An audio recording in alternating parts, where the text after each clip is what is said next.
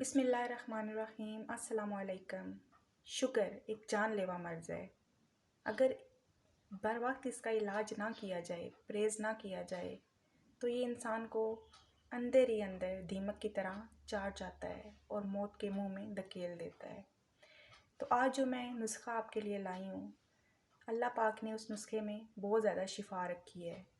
आप इस्तेमाल करेंगे तो इंशाल्लाह आपको इससे बहुत फ़ायदा होगा। तो नुस्खा ये है कि आपने सब्ज़ इलायची लेनी है 1 चटांक और मेथरे लेने हैं आपने 2 चटांक।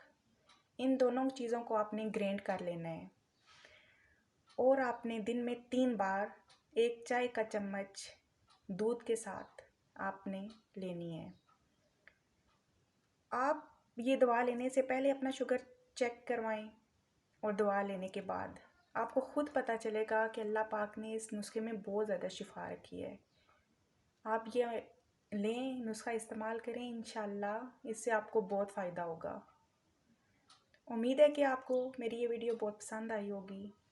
ऐसे ही और नुस्खे, ऐसी और वीडियोस के लिए आप मेरे चैनल को सब्सक्राइब करें। अल्लाह हाफिज़।